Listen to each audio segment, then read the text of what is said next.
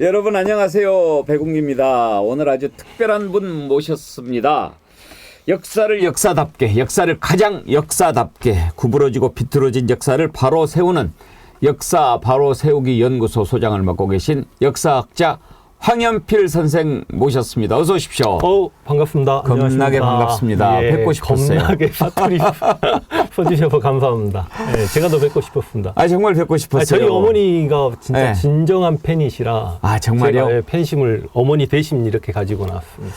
요즘 우리 국민들이 역사를 다른 때에 비해서 더 많이 생각하게 된 것 같아요. 예. 좀 느끼시죠? 역사학자로서 또 역사 막 이렇게 하시는 거 못 느끼세요? 이제 아무래도 제 유튜브 채널을 찾아주시는 분들은 그만큼 역사에 관심이 있으니까 제 채널을 찾아주시긴 하지만 저는 개인적으로 좀 젊은 친구들, 특히 20대 친구들이 역사에 좀 관심을 많이 가져주면 좋겠다라는 생각이 있는데 다행히 그런 역사물 영화들을 20대 청년들이 관심을 가지고 많이 봐주는 건 고마운데 아무래도 제 채널만 하더라도 20대 청년들이 그렇게 많지 않거든요. 보통 40대, 50대, 60대 그리고 30대 이 순서이기 때문에 그래서 요즘 이제 역사 전쟁이 본격화되는 것 같다. 예. 이게 정치도 좌우, 저는 좌와우라는 말을 그렇게 좋아하진 않지만 진보와 보수의 대립이 갈등이 심화되면서 이게 영화까지 가고 역사까지 가는 것 같다라는 느낌이 듭니다. 예. 최근에 좀 선거를 앞두고 관심을 갖게 된 게 이제 서울의 봄이었을 거예요. 네. 서울의 봄은 이제 12.12 군사 쿠데타를 통해서 전두환이 정권을 잡는 과정을 보여준 거지 않습니까? 그게 1,000만을 넘어서서 1,300만 명 관람객 기록했는데 젊은 친구들이 저랬단 말이야 라고 하는 것을 보고 놀랐다고 하는 것을 듣고 내가 놀랐어요. 네. 그걸 모르고 있었다니. 네. 그러니까 전두환이 어떤 식으로 정권을 찬탈했는지 그걸 보고 알았다.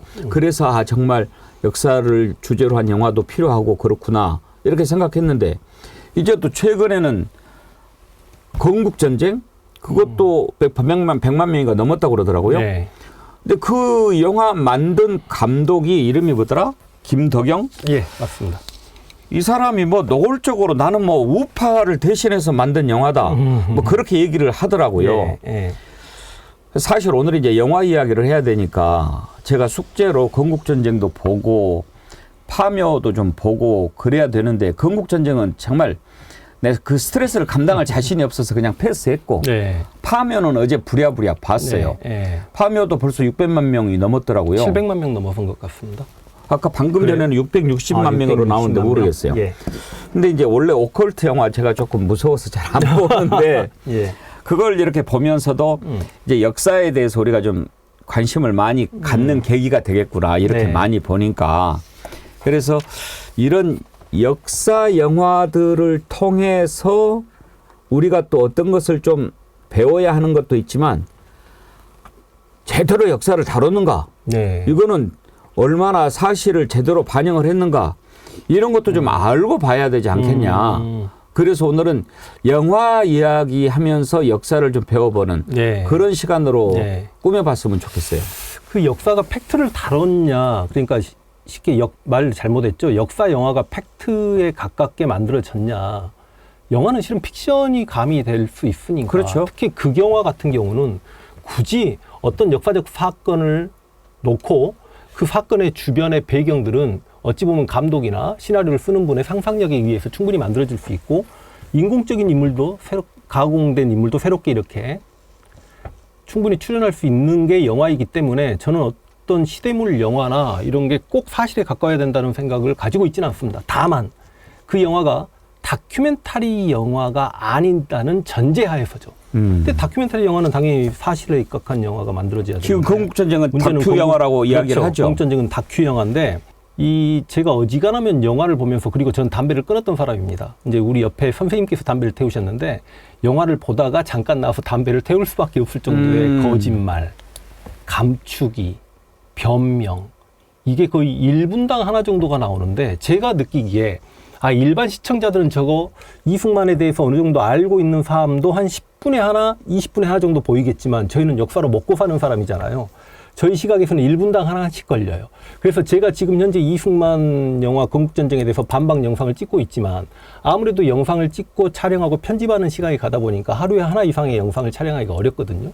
만약에 이제 구독자님들께서 이걸 기다려주시면 진짜로 왜곡을 한 50개까지도 잡아낼 것 같습니다. 근데 지금 그럴 수는 없는 상황이고 지금 왜곡 관련 영상을 한 10개 정도 찍었는데 한 15개 정도에서 끝내고 실제로 그 영화에서는 가장 큰 이승만의 아주 큰 범죄들, 죄악들을 감춘 게 많습니다. 그 감춘 것들이 무엇인가를 이제 또 제가 드러내는 작업을 해야 될 것 같다.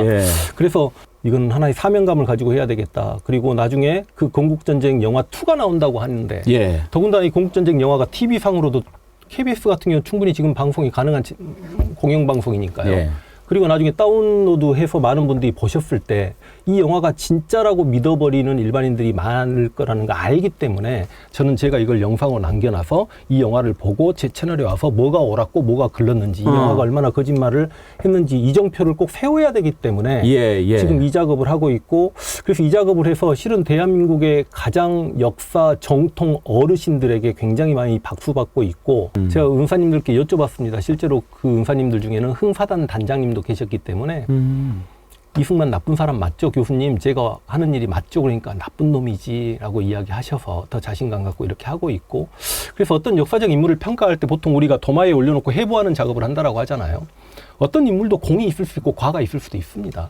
그런데 예를 들어서 우리가 한 역사적 인물을 놓고 볼 때 공도 있고 과도 있지만 그 인물의 마지막 마침표 파이널리 왜냐하면 대통령이 되고 난 이후에 한국전쟁에서 너무나 무능함을 보였고 독재를 했고 그래서 국민들에 의해 쫓겨났잖아요. 이 국민들에 의해 쫓겨났다는 게 그냥 4.19를 예전에 뭐 광주 민주화운동 혹은 87년 6.25항쟁처럼 학생들 중심의 운동이라고 보기도 어렵습니다. 4.19는 분명히 초, 중등 학생들이 대구에서부터 출발한 2.28 시위부터 시작해서 김주열 학생이 마산에서 죽고 고려대학교 학생들이 4.19를 주도했고 뭐 이런 이야기도 있지만 실제로 4.19 때는 어찌 보면 이 땅의 가장 지성인들, 대학 교수들이 학생들의 피해 보답하라라고 하면서 이승만 하야를 촉구했고 당시 군부가 탱크 몰고 나와서 학생들 편에 서버렸거든요. 그러니까 이승만은 기댈 곳이 미국밖에 없었는데 그 미국조차도 이승만에게 하야를 요구했습니다.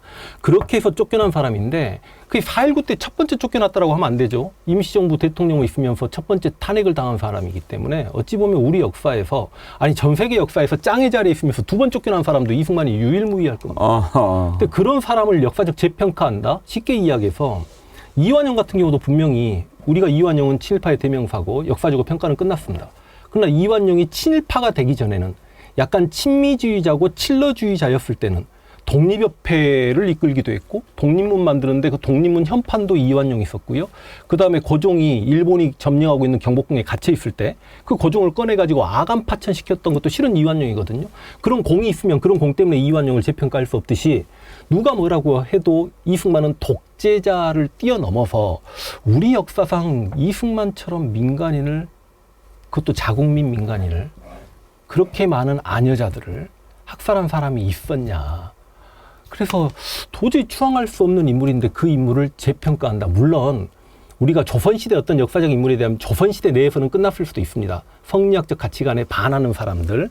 그렇지만 지금 시점에서 보면 아 당신들이 옳았다. 예를 들어서 남한산성 영화의 최명길이라든지 아니면 뭐 정도전이라든지 태종 이방원 같은 경우에도 요즘에 와서 각광받는 경우고 광해도 지금 시각으로 봤을 때 각광받는 거고 그래서 시대에 따라서 역사적 인물에 대한 평가는 달라질 수 있지만 최소한 그 이승만이라는 인물이 대통령직에서 쫓겨나고 난 다음에 이승만이 대통령이었을 때 학계에서 이승만의 어찌 보면 과오를 제대로 증명하지 못했다가 이승만 대통령, 이승만 정권이 끝나고 나서 학계에서 이승만의 민간인 학살이라든지 이승만의 정적 숙청이라든지 이승만의 독재에 대해서 다 검증하고 이제 그걸 우리가 학문적으로 수십 년간 검증되고 그걸 학생들이 공부하는 교과서에까지 실려 있음에도 불구하고 그걸 부정한다.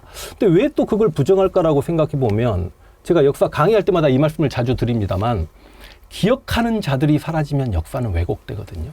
그래서 그 4.19 그거를 직접 경험하는 사람들이 사라지니까 역사가 왜곡된다. 그냥 순수하게 대한민국을 사랑하는 마음에서 내가 생각할 땐 이승만이라는 인물을 지켜 세우는 게 이게 애국이라고 생각해서 만약에 이승만 영화를 건국전쟁을 만들었으면 그건 논박에 논박할 가치가 있다라고 생각합니다. 서로 대한민국을 사랑하니까. 근데 저는 이승만을 추종하고 이승만 영화를 만드는 사람들에게 의구심을 갖습니다. 일단 아까 말씀드렸듯이 이승만 학당을 만들었던 이영훈 씨 같은 경우는 굉장히 위안부에 대한 모욕적인 발언을 했고 독도가 반일 민족주의의 상징적인 곳이다라고 그런 멘트를 날렸던 사람이며 그다음 건국전쟁에 가장인지 모르겠습니다. 첫 번째 아니면 두 번째로 인터뷰를 많이 했던 사람이 류석춘 씨입니다. 예. 이 연세대 교수였던 류석춘 씨는 위안부는 몸을 팔았다, 매치했다라고 예. 이야기했던 사람이지 않습니까? 근데 이런 사람들이 나와서 이승만을 지금 연구하고 그리고 그 건국전쟁 감독이 진짜 순수한 의도로 영화를 만들었다라고 생각했는데 영화 파멸을 보고 좌파 영화라고 했어요. 아니 독립운동가가 주인공 이름에 독립운동 이야기가 들어가고 예. 조금 항일적 요소가 들어가면 좌파가 되냐. 그래서 제가 뭐라고 했냐면 저는 개인적으로 제가 좌파라고 생각하지 않습니다. 그러니까 이제 우리가 좌파 우파를 바라보는 여러 가지 시각이 있는데 예를 들어서 해방전국에서 좌파는 그래도 사회주의자입니다. 박헌영이나 여운형이죠. 우파는 김규식이나 김구나 이승만 같은 게 우파인데 저는 제가 만약에 1945년 우리가 해방을 맞이하고 48년 대한민국이 수립될 그 당시에 저를 갖다 놓으면 저는 김규식의 스탠스를 취할 것 같습니다. 엄밀히 따지면 중도 우파죠. 그리고 김구 선생님도 우파란 말이죠. 보통 우리가 민족주의계를 우파라고 합니다. 김구 선생님도 공산주의를 굉장히 싫어했음에도 불구하고 지금 현재 소위 자신이 우파고 진보주의자들을 좌파라고 매도하고 좌파는 왠지 공산주의를 막 좋아하는 사람인 것처럼 그렇게 생각하는 분들은 지금 현재 김구 선생님조차도 좌파다. 그렇죠. 김구가 공산주의자다 이렇게 오해하고 있는 국민들이 저는 한 30% 정도 된다라고 봅니다. 근데 영화 파멸을 보고 그게 좌파 영화라면 우리 그런 좌파해야죠. 독립운동가 존경해야죠. 그리고 무조건적인 반일은 아니지만 일제가 제대로 사죄를 하지 않고 있고 일본이 저렇게 구구적 성향을 여전히 보이고 있는 그 상황에서 어느 정도 항일적 요소가 담겨있는 영화를 보고 그게 왜 기분 나쁩니까? 근데 그게 좌파라면 좌파하겠다. 근데 문제는 스스로 완전히 그 영화 감독이 우파임을 증명한 거 아니냐. 그래서 그런 사람들이 모여서 건국전쟁을 만들었기 때문에 저는 오히려 그 건국전쟁이라는 영화가 나쁜 의도가 있다.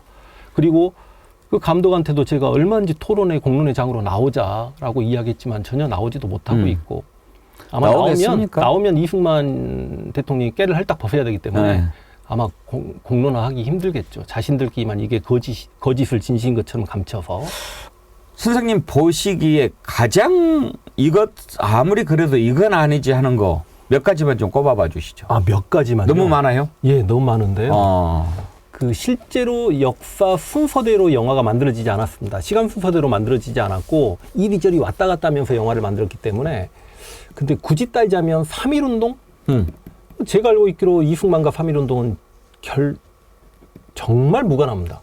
근데 그 3.1운동조차 이승만 때문에 무르익었다. 이런 표현들. 그런 말이 나와요? 예. 그래서 이제 제가 3.1운동하고 이승만하고는 왜 전혀 관계가 없는지 이제 설명을 드린 내용이 좀 있었고 유튜브에 가서 보시면 4.19는 이승만의 교육정책으로 인한 국민적 자각 때문에 일어난 운동이었다. 아이고야. 속 터집니다. 이건 좀 너무 지나친 거 아닌가? 예. 그리고 3.15 부정선거는 실제로 이제 우리가 56년 대선에서 민주당의 신익희 후보가 죽으면서 이승만이 쉽게 당선이 됐고 60년 대선에서 이제 대통령 후보가 이승만이고 또 다른 민주당의 대통령 후보가 자유당의 대통령 후보가 이승만이면 민주당 대통령 후보가 조병옥이에요. 근데 조병옥 후보가 갑자기 미국에 가서 수술받다가 죽어버리니까 부통령으로 이제 자유당 후보가 이기붕이었고 민주당 후보가 장면인데 아마 부통령에서 56년 대선처럼 민주당 후보는 장면이 당선돼버리면 당시 이승만 대통령 나이가 80대 중반이니까 혹여나 임기 4년 중에 이승만 대통령이 죽었을 경우에 그대로 정권이 교체가 돼버리는 현상이 되니까 부통령이 대통령 역할을 하게 되니까 이러면 자유당의 비리가 다 드러나잖아요. 그래서 이제 이기붕을 당선시키기 위한 게 3.15 부정선거였기 때문에 3.15 부정선거는 이승만과 전혀 관계가 없다. 그래서 이제 제가 야 무슨 소리 하냐. 조병옥이 죽기 직전에 이승만이 3.15 부정선거 관련 이런 명령이 내린 게 있지 않냐 하고 증거를 다 제시했고 조병옥 후보가 아파서 갑자기 미국으로 수술 받으러 가니 원래 지금까지 대선은 다 5월이었고 8월에 대통령 취임이었는데 갑자기 3월로 당긴 게 이승만이지 않냐. 조병옥 수술 받고 선거운동도 못하게 하려고. 그래서 이제 그런 제가 증거를 다 들이댔죠. 그래서 이 정도가 이제 좀 우리가 기본적으로 알고 있는 큰 역사의 왜곡이라면 큰 것도 너무 많습니다. 예. 예를 들어서 김구 주석이 이건 제가 유튜브에서도 지금 촬영하지 않았는데요. 김구가 실제로 이제 남북협상 운동이라고 해가지고 남한의 단독 선거가 결정되니까 그걸 막겠다고 북한에 올라와서 김일성을 만나고 오거든요. 저는 이때 김구 주석의 우리가 주석이라고 하는 건 1940년 충칭 임시정부의 주석이셨으니까 김구 선생님의 그 가슴 아픔, 그 지푸라기라도 잡는 심정.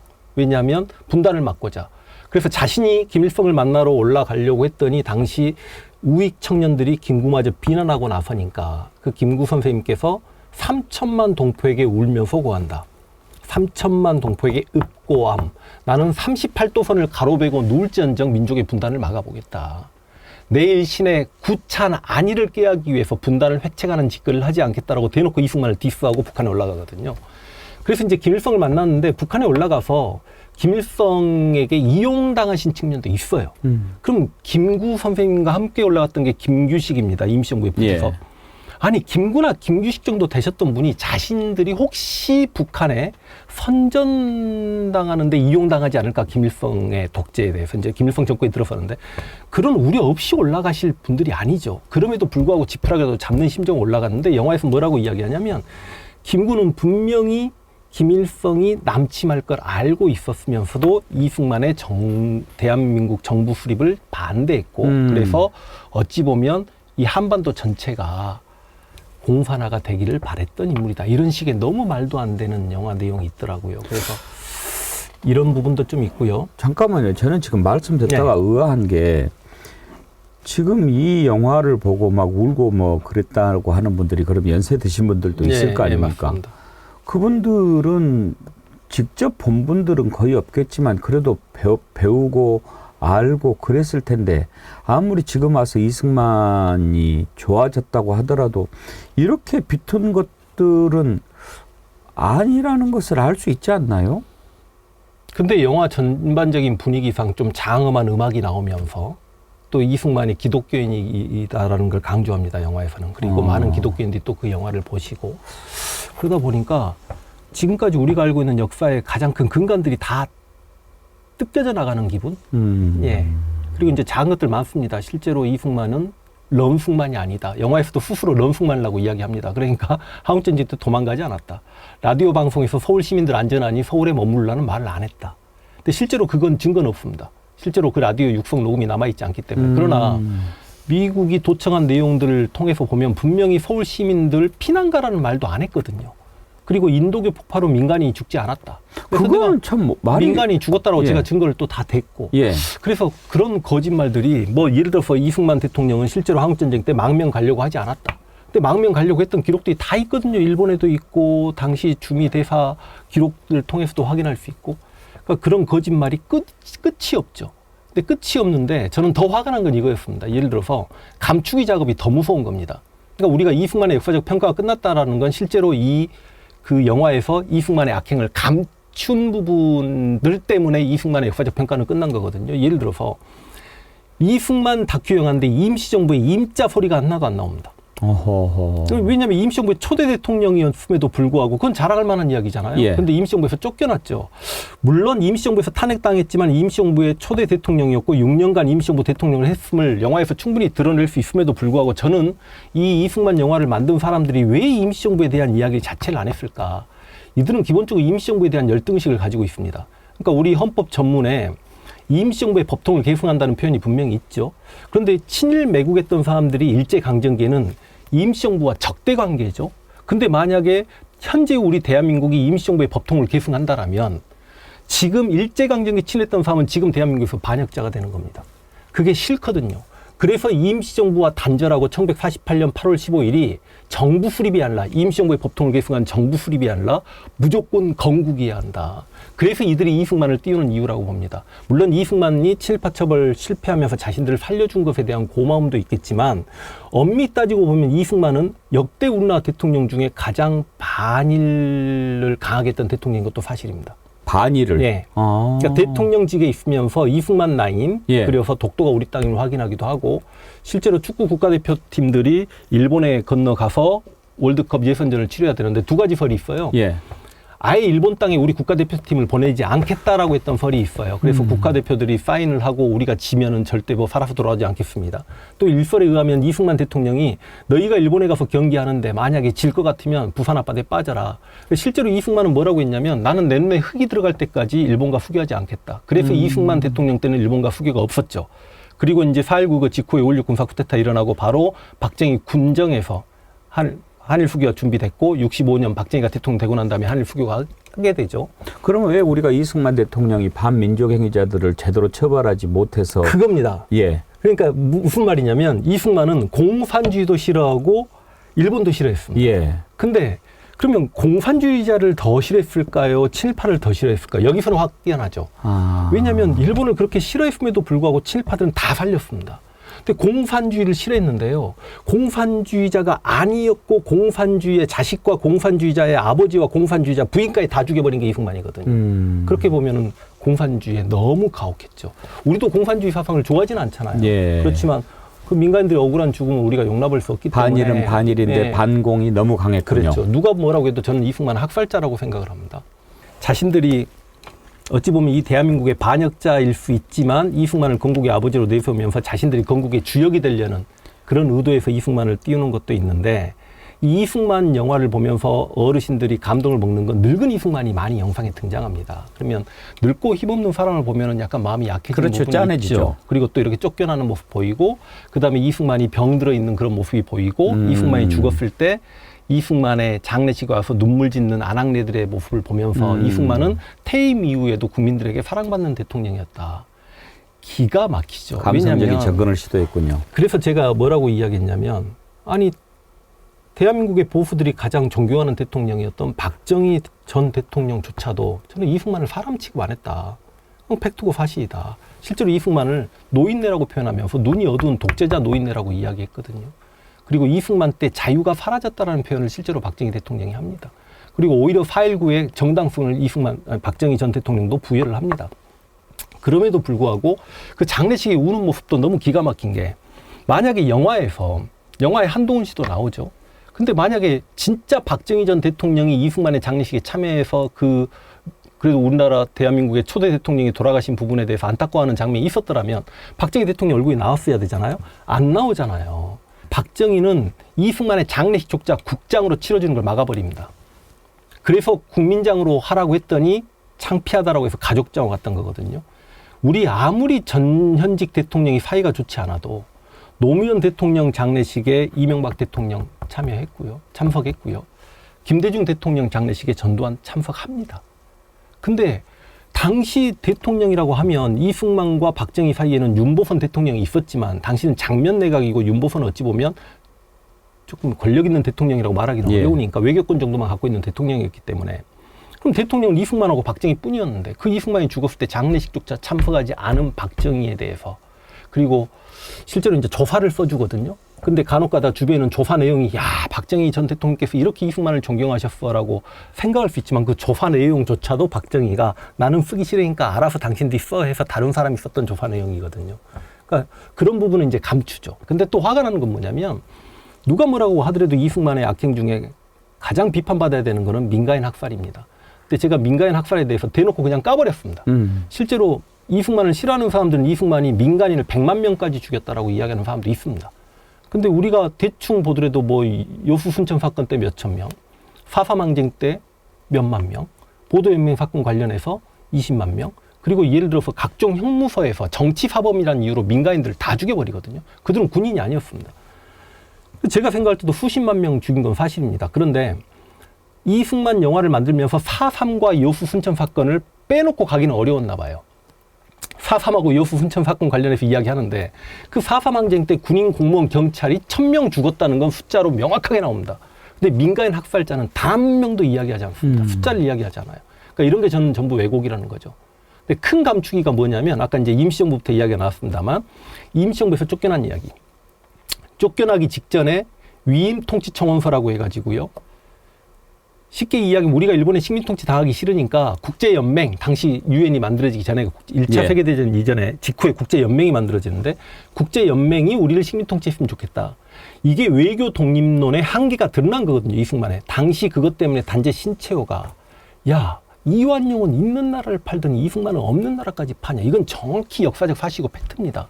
그래서 이승만의 저 임시정부 대통령의 위임 통치 총원서에 분노해가지고 전 세계 각지에 있었던 우리 독립운동가들이 모여서 임시정부에 나아가야 될 방향에 대해서 모색하자가 국민대표회의고, 이건요 예전에 뭐 고등학생들 시험에도 엄청나게 많이 출제가 되는 내용인데 그런 내용 다 감추고, 그 다음 예를 들어서 탄핵될 때도 거의 100% 찬성으로 당시 임시의정원에 탄핵시킬 당시의 사유를 보면요, 박근혜 탄핵되는 거는 아예 그리 아름다운 수준입니다. 그런 것들을 다 알아야 되는데 그런 이야기는 전부 다 생략을 했고요. 그 다음 친일파 처벌을 실패한 부분에 대해서는 아예 반민특위 이야기의 실패에 대해서는 언급되지 않은 채 북한하고 비교를 하면서 오히려 우리 내각에 친일파가 적었는데라는 식으로 또 눈속임을 합니다. 이런 것도 또 잘못됐고요. 그러면 이승만이 그렇게 학살을 했던 것은 뭐 반공 가치 때문에 그런 겁니까? 아니면 뭐 다른 의도가 있다고 보십니까? 이야기가 조금 옆으로 돌아갈 수 있겠습니다만, 실은 미군정이 우리 해방 직후에 국내에 진주한 게 9월 7일입니다. 1945년. 예. 그리고 9월 8일 성조기가 일장기 대신 올라갑니다. 조선총독부에서 일장기가 내려오고, 그리고 9월 지금 날짜가 약간 헷갈린다만 메가더 포고문이 9월 7일인가 발표가 될 겁니다. 예. 그 메가더 포고문 2조를 보면 일제강점기 공공기관에 근무했던 자들 그대로 머물러라는 내용이 나옵니다. 이게 이제 친일파들을 부활시키는 어찌 보면 상징적인 명령서거든요. 예. 그러니까 1945년 해방되고 나서 이래저래 두드러 맞아 죽은 친일파들이 꽤 있습니다. 근데 그 나머지 친일파들은 살기 위해서 산에 들어가거나 아니면 이사를 가거나 아니면 이름을 바꾸거나 그랬을 텐데, 문제는 기존의 공공기관에 근무했던 친일파들이 그 자리 그대로 머물러라라는 건 예. 위에 있었던 쉽게 얘기하면 상관이었던 일본인들이 전부 물러간 자리에 들어가기 때문에 이들은 미군정하에서 더 큰 권력을 갖게 됩니다. 그래서 이들이 당연히 어찌 보면 친미의 뿌리가 되면서, 저희가 반미하자는 거 아닙니다. 친미의 뿌리가 되면서 우리가 살기 위해서 친일파들을 때려 죽이려고 하는 건 사회주의자들이니까 그 사회주의자들을 우리가 먼저 반공 이념을 딱 제대로 세우고 우리가 먼저 공격을 해야 되겠구나라고 하면서 그때부터 반공 이념이 생겨나기 시작합니다. 그러니까 어찌 보면 반공의 뿌리는 친일파들이 만든 거죠. 그래서 그런 상태에서 당시 군부 내에 좀 안타까운 이야기인데요. 이제 육군 참모총장부터 시작해서 우리나라 육군 참모총장 상당수가 앞부분에는 거의 다 친일파로 알고 있습니다. 다 친일파입니다. 그리고 군부와 경찰 간부들 거의 80%가 친일파입니다. 그때 당시에 예. 교육을 받을 수밖에 없어서 그랬을까요? 아니, 실제 친일 경력자들이 그대로 군과 경에 상당히 남아있었기 유지가 때문에. 됩니다. 그리고 오히려 승진하게 되고요. 예를 들어서 노덕술 같은 경우가 예. 그 고문기술자가 서울시 수학과장까지 승진을 하고 그랬으니까 그런 사람들이 이승만의 묵인하에 그렇게 사회주의자다라고 의심이 갈 만한 사람들을 무차별 학살하지 않았나. 근데 여러 번 이야기합니다만 사회주의자들의 그 생명도 소중하죠. 근데 문제는 그 사회주의자들과 관련된 가족들, 민간인들, 쉽게 이야기하면 어린아이들, 노인들, 아낙네들, 이렇게까지 많은 사람들을 죽였던 건 분명히 이승만의 묵인이 있었고, 그래서 이런 질문을 받았어요. 이승만이 실제로 그들을 그렇게 죽이라고 하는 학살 명령이 있냐? 정확하게 있습니다. 근데 왜 요즘에 자꾸 이승만 미화하고 뭐 이승만 광장 세운다고 하고 또 송현공원에는 이승만 동상 세운다고 하고 이승만 공원 만든다고 이승만 하고 기념관 네. 만든다고 하고 왜 그러는 것 같습니까? 뭐 역사적으로 화해하고 용서하자, 통합하자는 차원에서 박정희 전 대통령의 기념관도 김대중 전 대통령이 만들어준 측면도 있기 때문에, 만약에 이승만을 존경하는 이들이 모여서 십시일반 해가지고 이승만 기념관을 어디 구석에 만든다라고 하면 그것까지 막 나서서 반대할 수는 없다라고 생각을 합니다. 예. 왜냐하면 저희는 이승만을 싫어하고 절대 국부가 아니라고 생각하지만 이승만을 건국의 아버지로 추앙하고 싶은 사람도 있을 수 있는 거니까, 자유 대한민국이면 그들의 자유도 존중해줘야 되니까. 근데 다만 화가 나는 건 그 경복궁 바로 옆 공터, 그래. 그곳에 이승만 기념관을 세우는 건 저는 정말 결사반대입니다. 왜냐, 그게 이제 서울시 땅이기 때문에 서울시장이 찬성하면 그게 가능해지는 건데, 이승만은 실제로 조선이란 나라를 굉장히 부정했던 사람입니다. 근데 우리 이전에 분명히 조선도 우리 역사고 우리 선조들의 국가였고, 경복궁은 그 조선의 법궁입니다. 그래서 경복궁의 정문인 광화문에서 쭉 걸어 나오면 그걸 이제 우리가 보통 세종로라고 이야기하는데, 그것도 발해에서 이야기하는 주작대로처럼 남대문에서 광화문까지 넓은 도로지 않습니까? 그곳에 세종대왕 동상과 이순신 장군의 동상이 있습니다. 근데 그 조선왕조를 그렇게까지 부정했고 조선을 미워했던 이승만의 기념관이 어찌 보면 경복궁과 세종대왕과 이순신 사이에 딱 들어선다. 이거는 조선과의 단절을 의미하는 것 같아서 너무 좀 기분이 나쁘다. 그리고 이제 제가 이렇게 이승만을 비난하니까 넌 도대체 어디에 살고 있는 사람이냐. 이 대한민국을 만든 사람이 국부 이승만인데 어떻게 이승만을 공격할 수 있냐. 너는 대한민국의 정체성을 대한민국의 정체성을 부정하는 사람이냐. 다시 한번 이야기합니다만 저는 우리 대한민국의 정체성은 가열찬 독립운동이고 임시정부의 법통을 계승해야 되고 4.19 민주이념을 계승하는 게 대한민국의 정통성이지 어찌 보면 매국하고 반민족하고 독재하고 학살했던 게 대한민국의 정통성이라고 생각하지 않거든요. 더군다나 국부라는 표현에 너무나 불만인 게 예를 들어서 워싱턴 같은 경우는 그 독립군들을 이끌고 실제로 건국의 아버지라고 불릴만 합니다.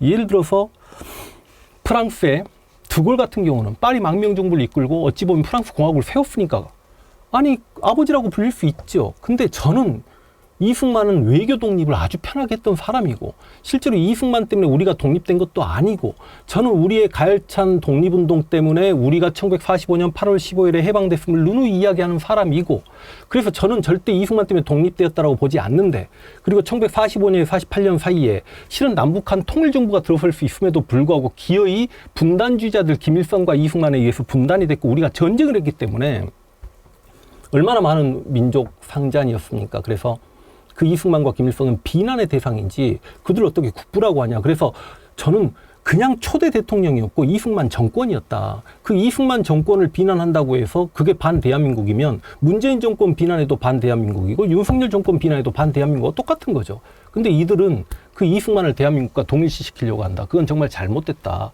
다시 한번 말하자면 우리의 정체성은 독립운동이고 민주이념이다. 그 말씀을 좀 드리고 싶습니다. 전적으로 공감합니다. 바로 그런 점에서 우리가 제대로 역사를 알고 또 배워야 되지 않겠습니까?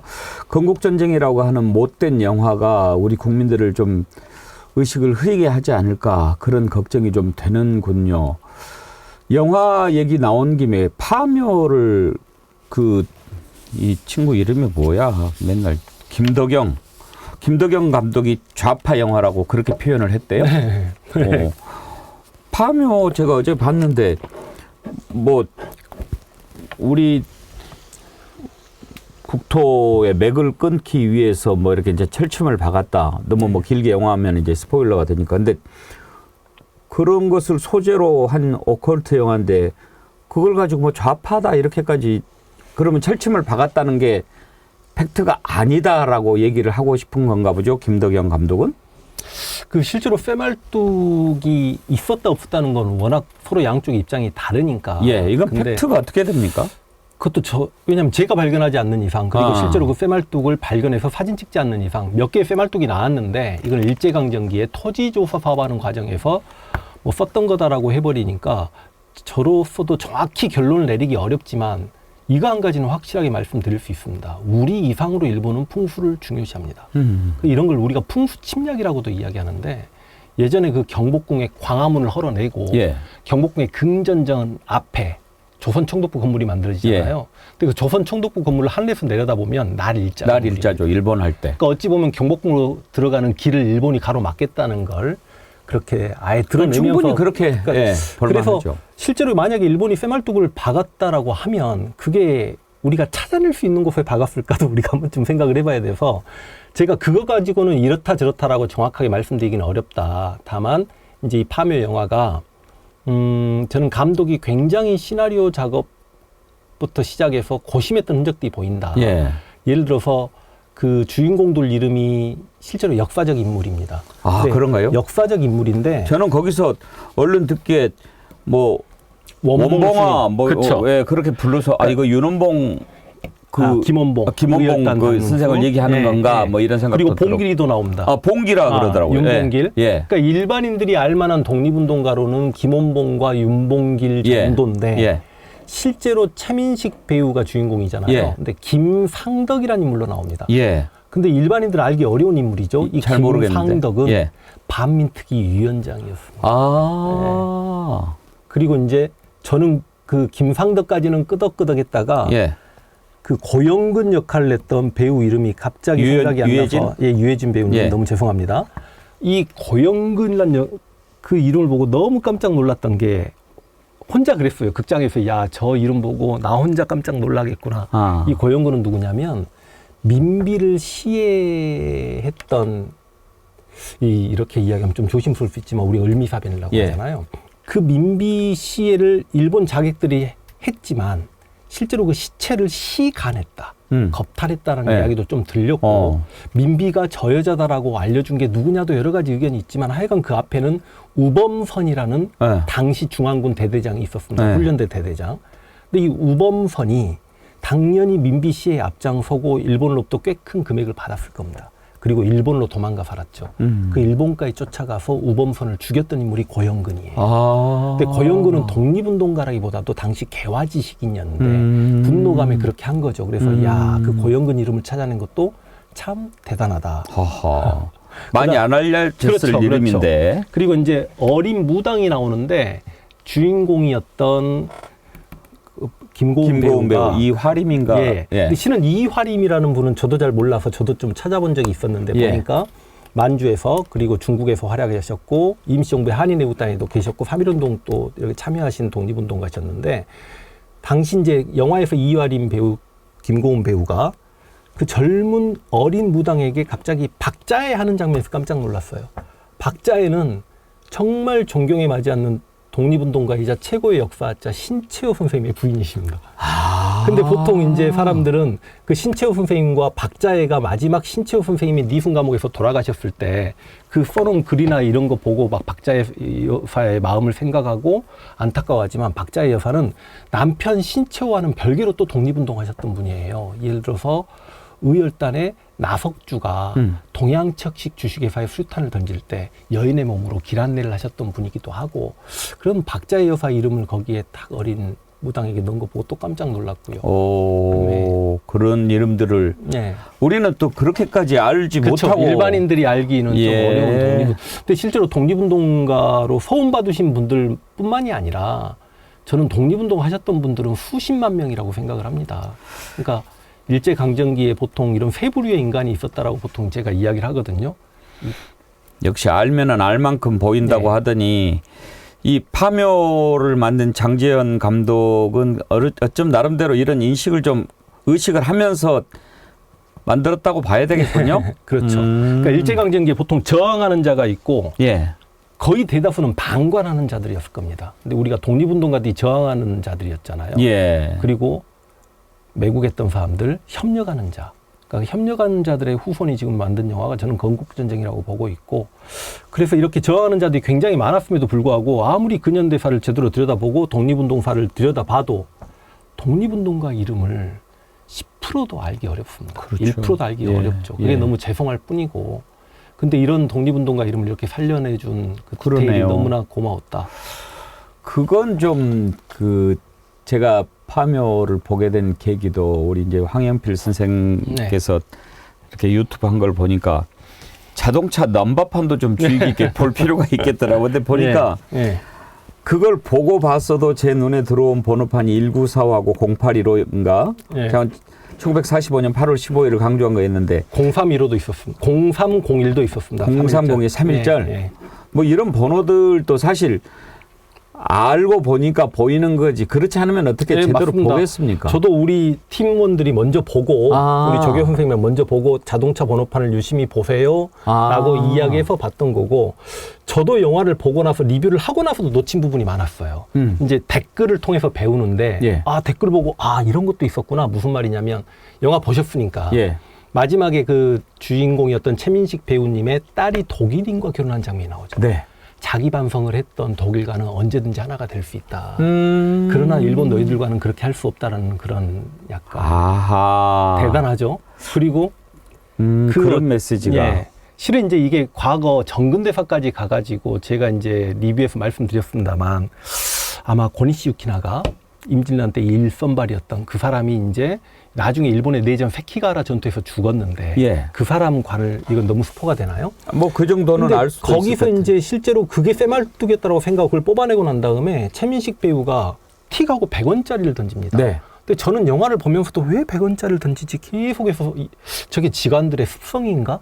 이렇게만 생각을 했는데 100원짜리 하는데 그 100원짜리 아주 하얗게 조명을 비춰가지고 반짝이게 보이더라고요. 그래서 무슨 의미일까? 지금도 제가 이렇게 던져도 의미를 지금 못 찾아내시겠죠. 혹시 100원짜리 이순신. 예.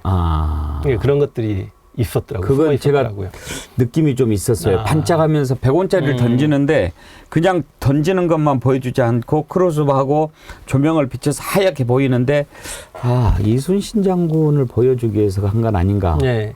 그리고 거기 보국사라는 절이 나오지 않습니까? 네. 그것도 무슨 의미가 있는 절입니까? 그냥 나라를 보호한다는 의미에 만들어낸 역사적으로 무슨 따로 실제로 그런 절이 있었던 것 같지는 않고요. 그렇군요. 참고로 제가 예전에 일본에 가서 토요토미 히데요시 묘를 갔다 온 적이 있습니다. 예. 저도 거기에 100원짜리 던졌거든요.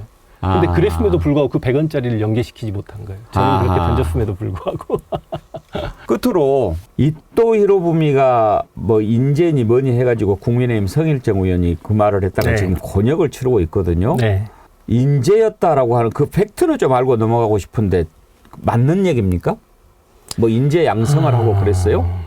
참 가난한 집안에서 태어나가지고 제대로 교육받기도 힘든 입장인데 그렇게 동네에서 요시다 쇼인이라는 쉽게 이야기하면 정한론자를 만나서 교육을 받고 유학까지 갔다 와서 어찌 보면 자신 실력에 의해서 그 자리에서 올라선 건 사실이니까 일본의 초대 총리입니다. 그리고 총리직만 4번을 합니다. 이토 히로부미가.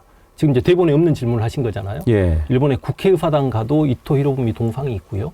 일본인들이 가장 많이 쓰는 지폐 1000엔짜리의 주인공이기도 합니다. 그러니까 어찌 보면 우리 역사에서 놓고 보면 우리 화폐 주인공 세종대왕이라든지 뭐 이왕 이가 그 화폐 주인공일 필요는 저는 없다라고 생각합니다만, 근데 그런 인물을 안중근 의사께서 죽인 거잖아요. 근데 그럼에도 불구하고 제가 요즘 역사라는 책을 아직 이거 비밀인데 지금 여기서 처음 이야기합니다. 출간 중인데. 책 쓰고 계시구나. 예, 그곳에도 이렇게 썼습니다. 그러니까 이토 히로부미의 동양평화론이 있습니다. 그 동양평화론이 러시아와 일본이 전쟁을 하는 너일 전쟁이죠. 근데 백인 세력의 침략에 청나라와 조선과 일본의 황인종들이 힘을 모아 싸워서 저 러시아 침략에 맞서 싸워서 이기면 얼마나 아름다운 일이냐. 실제로 안중근 의사도 너일 전쟁 때 일본을 응원했다라고 합니다. 근데 너일 전쟁이 일본의 승리로 끝나고 1905년 이후에 을사조약 체결하고 우리 군대가 해산되고 고종이 강제 퇴위되니까 안중근 의사가 내가 속았구나, 내가 결자이지 않은 심정으로 이토를 죽여야 되겠구나라고 해서 다 아시다시피 손가락을 자르고 그렇게 혈서를 쓰시고 3년 안에 죽이겠다라고 해놓고 6개월 만에 하얼빈에서 죽였단 말이죠.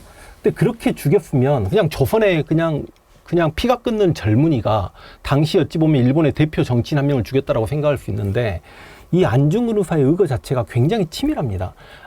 그 안중근 의사는 이토라는 인물을 죽임으로 끝나는 게 아니라 이토를 죽임으로 해서 세계로부터 이목을 집중시키고 그로 인해서 전 세계에 일본의 조선의 식민 지배하려는 나쁜 의도를 알려고 했던 측면이 굉장히 강하셨던 양반이고, 그래서 제가 보통 사람이 아니다 안중근 의사가. 그래서 실제로 리순 감옥에 갇혀서도 이토 히로부미의 동양평화론은 틀렸다, 진정한 동양평화론은 이거다라고 하면서 쓰셨던 게 내가 하얼빈을 심판의 자리로, 리순을 단판의 자리로 삼았다라고 시작하는 글귀거든요. 근데 그 동양평화론을 다 저술하지 못하고 형장 이슬로 사라지신 거죠.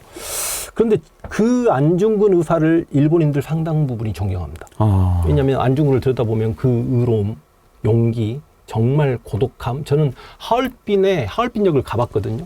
하얼빈역이 얼마나 사람이 많냐면 우리 서울의 서울역, 용산역 합친 것보다 사람이 많습니다. 그러니까 하얼빈 인구가 900만 정도가 되는데 비행기를 많이 안 타고 기차를 이용해요. 그래서 어마어마하게 사람이 많은데 거기서 들리는 그 시끄러운 중국말 소리에 기가 죽어요, 사람이. 너무 시끄럽습니다. 근데 그 하얼빈역에 지금이야 그렇게 중국인들이 많지만 가면은 하얼빈역에 안중근 기념관이 있어요. 그럼 안중근 기념관 들어가면 꼭 우리나라 들어온 것처럼 마음이 따뜻해집니다. 하얼빈에서도. 근데 그 당시 새벽에 이토를 죽이기 전에 혼자 있었던 안중근 의사는 하얼빈역에서 얼마나 고독했을까라는 걸 생각하면서 안중근 의사를 존경하는데, 실제로 지금도 일본에서는 안중근 의사를 존경하고 제를 모시는 사람들이 꽤 있습니다. 근데 이토는 일본에서조차 그렇게 존경을 받지 못합니다. 왜냐하면 일본의 고메이 천황을 죽였던 사람이 이토이지 않냐라는 의심을 받기도 하고, 이토가 워낙에 남봉꾼적 기질이 강해서 이런 말을 생방에서 해도 되는지 모르겠습니다만 그 남자는 배꼽 아래 인격 없다는 말이 이토 히로부미에서 나왔던 말이거든요. 아. 그래서 너무 호색한이었기 때문에 일본 내부에서도 이제 조금 평가절하당하고 있는 인물이거든요. 그래서 저는 정말 조선의 정말 자랑스러운 대한의 젊은이 안중근이 꼭 죽여야 될 일본의 이토를 잘 죽였다. 그렇게 보는 시각이기 때문에 대한민국의 국회의원이 이런 발언을 했으면 이거는 그 국회의원으로서 자격이 없는 거라고 봅니다. 그걸 뭐 인재니 어떠니 뭐 그런 얘기를 해가지고 근데 그런 생각을 머릿속에 담고 있는 사람인 거죠. 그렇죠. 그러니 그런 얘기가 그때 나오는 거 아니겠습니까? 오늘 이렇게 귀한 시간 내주셔서 정말 감사드리고 고맙습니다. 여러분 역사를 역사답게 역사를 가장 역사답게 가르쳐 주시는 황연필 선생 모시고 속닥속닥 진행해 드렸습니다. 어떻습니까? 아주 유익하고 재미있게 보셨죠? 우리 국민들이 올바른 역사를 더 많이 알아갈 수 있도록 힘을 모아주세요. 네, 황 선생님 수고하셨습니다. 네, 감사합니다. 고맙습니다. 여러분 고맙습니다.